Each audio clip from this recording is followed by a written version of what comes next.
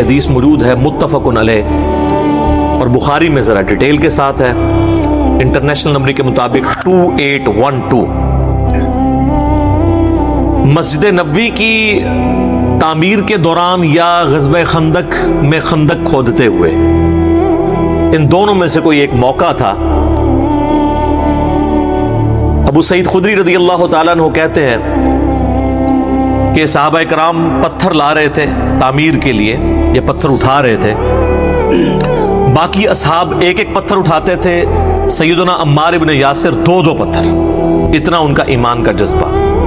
ظاہر ہے کہ جس کے جینز کے اندر ایمان ہو، جس کے ماں باپ اسلام کے پہلے شہداء ہوں، سیدنا یاسر اور سیدہ سمیہ رضی اللہ عنہما وعلیہم السلام، اسلام کے پہلے شہید جنہوں نے ابو جہل کی تکلیف اٹھائی، تو ان کا بیٹا پھر یہی ہوگا نا۔ تو نبی علیہ السلام نے اپنے مبارک ہاتھوں سے جو ہے ان کے سر اور داڑھی سے مٹی جھاڑتے ہوئے کہا، وائے عمار، اے سمیہ کے بیٹے، افسوس، یعنی تو کتنی اسلام کے لیے خدمت کر رہا ہے، افسوس تجھے ایک باغی جماعت قتل کرے گی، تو انہیں اللہ اور جنت کی طرف بلائے گا اور وہ جماعت تجھے دوزخ کی طرف بلا رہی ہوگی۔ اب یہ بڑے سخت الفاظ ہیں صحیح بخاری میں 2812 کہ سیدنا علی کے سپورٹر سیدنا عمار بن یاسر اور ان کی جماعت کو نبی علیہ السلام نے کہا جنت کی طرف اور اللہ کی طرف بلانے والی جماعت، اور ان کے مخالفین کو یعنی اہل صفین کو، حضرت معاویہ رضی اللہ تعالیٰ عنہ کی جماعت کو دوزخ کی طرف بلانے والی جماعت، اور پھر ساتھ کہا باغی، پولیٹیکل ٹرم میں بغاوت، یہ نہیں ہے کہ وہ اسلام سے باغی ہو گئے تھے، یعنی پولیٹیکلی خلیفہ برحق کے خلاف انہوں نے بغاوت کی، جس کی اطاعت واجب تھی، وَأُولِي الْأَمْرِ مِنْكُمْ کے تحت سورہ نساء کی آیت نمبر 59، اطیعوا اللہ وَأَطِیعُوا الرَّسُولَ وَأُولِي الْأَمْرِ مِنْكُمْ۔ تو یہ حدیث ہے جی، اور یہ حدیث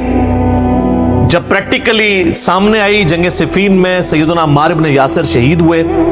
حضرت معاویہ کے ایک فوجی تھے ابو الغادیہ جو اصحاب شجرہ میں سے ہیں، اور صحیح مسلم میں حدیث ہے کہ اصحاب شجرہ جو ہیں نا، جنہوں نے بیعت کی ہے اس درخت کے نیچے صلح حدیبیہ کے موقع پر، جو سورہ فتح میں بھی ذکر ہوا ہے اس کا، مسلم کے الفاظ ہیں اصحاب شجرہ کو دوزخ کی آگ نہیں چھوئی۔ اب یہ ابو الغادیہ یہ بھی اصحاب شجرہ میں سے تھے۔ مسند امام احمد بن حنبل میں ایک پورا چیپٹر ہے جس میں ان کی حدیثیں ہیں جو انہوں نے نبی علیہ السلام سے بیان کی ہیں، اور وہ حدیثیں وہی ہیں کہ عمار کو باغی جماعت قتل کرے گی اور عمار کا قاتل اور مال لوٹنے والا جہنم میں ہے، اور انہی حدیث میں ابو الغادیہ خود رویا کرتے تھے کہ مجھ سے عمار ابن یاسر کا قتل ہوا ہے، اور وہ تو بڑی دردناک حدیثیں ہیں، پھر ٹاپک دوسری طرف چلا جائے گا،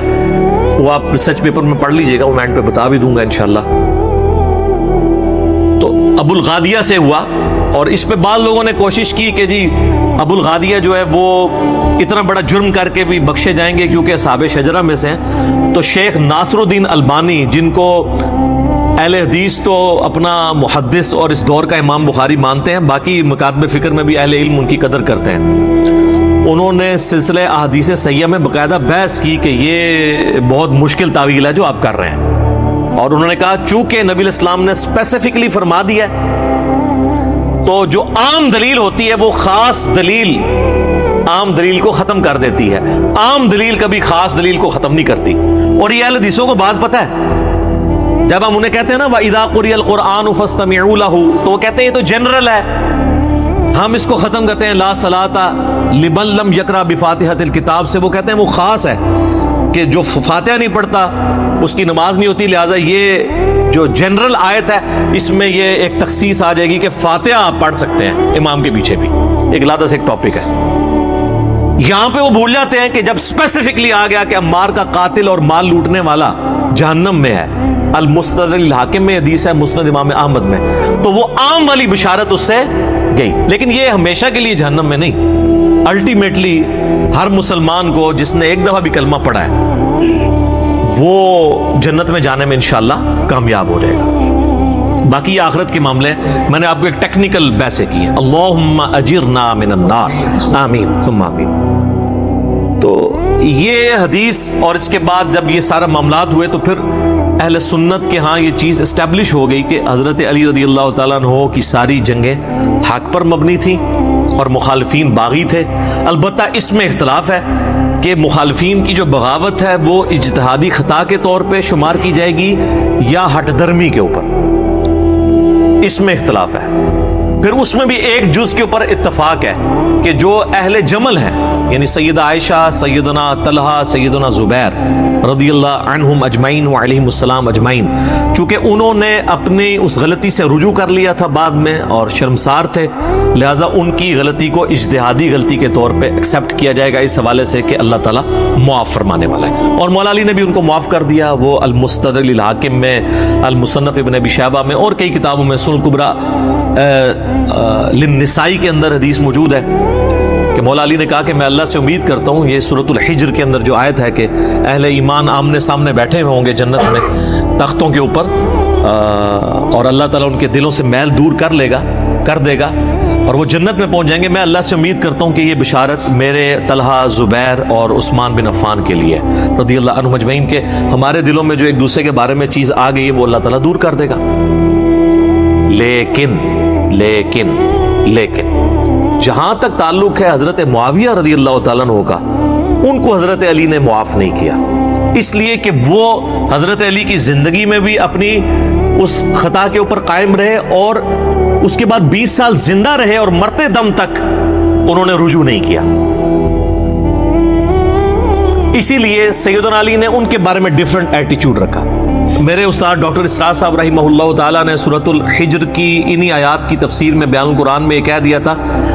حضرت معاویہ کا نام بھی انہوں نے داخل کر دیا تھا. وہ حدیث کے معاملے میں تو وہ خود ہی کہتے تھے میں امی ہوں، تو پھر میرا اس پہ جواب آیا تھا کہ حضرت معاویہ کا نام نہیں انہوں نے لیا، حضرت طلحہ، زبیر اور عثمان بن عفان کا نام لیا تھا، جن کے بارے میں صحیح بخاری میں آتا ہے کہ عمار کی زبان کو اللہ نے شیطان سے محفوظ کر دیا. یہ صحیح بخاری میں ہے. تو عمار سے پوچھ لیتے ہیں. عمار بن یاسر کا آپ حضرت علی کے ساتھ کمٹمنٹ کا لیول دیکھیں، 93 ایئرز ایج ہے. جنگ صفین لڑنے کے دوران اس وقت 93 کے تھے، وہ 37 ہجری میں شہید ہوئے. 93 سال بڑی عمر ہوتی ہے. تو عمار بن یاسر کا فہم سنن الکبریٰ البیہقی میں موجود ہے. جب ان سے پوچھا گیا اہل شام کے بارے میں، یعنی یہ جو حضرت معاویہ کی جماعت ہے امیر شام کی، تو انہوں نے کہا کہ یہ نہ کہو کہ اہل شام نے کفر کیا، اس سے کم از کم رافضیت کا رد ہو گیا جو حضرت معاویہ یا ان کی جماعت کو سمجھتے ہیں کہ وہ کافر ہیں، اور اس بغاوت کو وہ دین کی بغاوت اس حوالے سے سمجھتے ہیں کہ وہ سمجھتے ہیں شاید نعوذ باللہ انہوں نے اسلام اتار کے پھینک دیا تھا. نہیں، اسلام میں وہ تھے، مسلم تھے، پولیٹیکلی انہوں نے معاملوں کو مس ہینڈل کیا، وہ بھی غلط ہے. اس میں عمار بن یاسر کیا کہتے ہیں، یہ نہ کہو کہ اہل شام نے کفر کیا، بلکہ کہو انہوں نے فسق کیا اور ظلم کیا. فسق کہتے ہیں گناہ کبیرہ کو. عمار بن یاسر کہہ رہے ہیں کہ اہل شام جو ہیں، اہل صفین، یہ فاسق بھی ہیں اور ظالم بھی ہیں، یعنی بڑے مجرمین ہیں، کافر نہیں ہیں. بس یہی میرا عقیدہ ہے جو عمار بن یاسر کا عقیدہ ہے. ہم اس سے آگے نہیں جاتے. تو آپ بھی مہربانی کریں ادھر تک پہنچ جائیں. لہذا اہل صفین کو فاسق، ظالم، مجرم،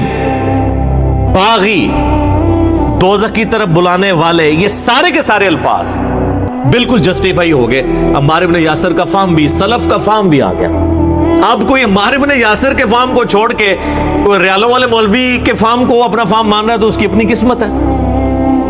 اور یہ ریال آج کا ایشو نہیں ہے. بنو امیہ اور بنو عباس کے دور میں بھی علماء ظاہر ہے جی کوڑوں سے اور پھانسیوں سے ڈرتے تھے، سیدھی سی بات ہے. تو یہ دوسرا ریفرنس. عمار ابن یاسر کی نگاہوں کے سامنے ایک دن میں ان کی والدہ بھی اور ان کے والد کو بے دردی سے قتل کیا گیا، اور ابو جہل کہ اسی طریقے سے ٹکڑے کیے جاتے حضرت عمار ابن یاسر کے سامنے، تب بھی ان کا غصہ ٹھنڈا ہو سکتا تھا. تو دنیا میں تو نہیں ہوا. وہ الگ بات کہ وہ غزوہ بدر میں مارا گیا، لیکن عمار ابن یاسر کو تو بدلہ نہیں ملا اس دنیا میں، لیکن آخرت میں ملے گا. آپ اس منظر کو سوچ سکتے ہیں کہ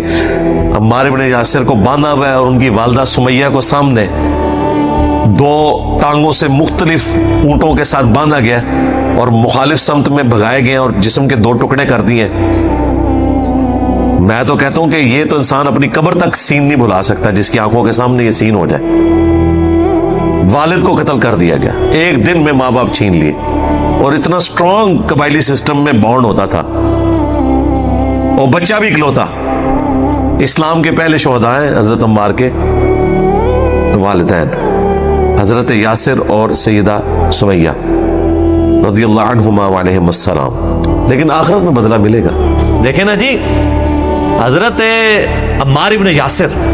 رضی اللہ تعالیٰ عنہ وعلیہ السلام, میں نہیں سمجھتا کہ جس شخص کی زندگی میں ایسے لمحات آئے ہوں وہ پوری زندگی اس غم کو کبھی بھلا بھی سکتا ہے. 93 ایئرز کی ایج میں شہید ہوئے ہیں عمار ابن یاسر جنگ صفین میں مولا علی کی طرف سے لڑتے ہوئے. 93 سال تک ان کا زخم ہرا ہی رہا ہے. ایک دن میں ماں اور باپ سیدہ سمیہ اور سیدنا یاسر رضی اللہ عنہما وعلیہم السلام کتنی بے دردی سے, یہ چیز تو امیجن کرنے سے انسان کے روکتے آج 1400 سال بعد بھی کھڑے ہو جاتے ہیں. ایمی تو نبی علیہ السلام نے نہیں فرمایا تھا کہ عمار سر کے بالوں سے لے کے پاؤں کے ناخنوں تک ایمان سے پر ہے. کون اتنی قربانی دے سکتا ہے سر؟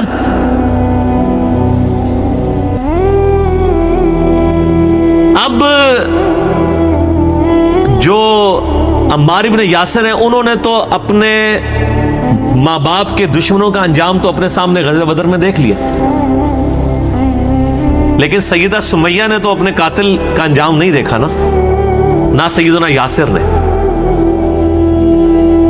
اور پھر دنیا میں تو ابو جہل ایک دفعہ ہی قتل ہوا نا, 2 بندوں کو مارنے کے سبب اور کئی اور مسلمانوں کو اذیت دینے کے سبب. دنیا کی عدالت تو ایک بار ہی قتل کی سزا دے سکتی ہے نا, لیکن اللہ تعالیٰ ایک ایک مسلمان کے بدلے میں ابو جہل کو روزانہ ہزاروں زندگیاں دے کے ہزاروں موتیں دے سکتا ہے. اور ان کے ایمان کی, ان کی جو دل کی ٹھنڈک جنت میں پہنچ کے بھی اسی وقت ہوگی جب وہ اپنے مخالفین کا عذاب دیکھیں گے.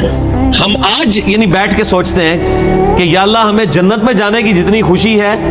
شاید اتنی یا شاید اس سے بھی زیادہ خوشی نبی علیہ السلام کے دشمنوں کو عذاب ملنے پہ ہوگی. اور آج نبی علیہ السلام کے تو دشمن اسلام کے لبادے میں ان کی بھولی بالی امت کو جو ہے وہ کفر و شرک کے راستے کے اوپر چلا رہے ہیں. ان کو جب عذاب ملے گا نا, ہمیں تو اصل میں جنت میں جانے سے زیادہ خوشی تو ان لوگوں کے عذاب کے اوپر ہوگی.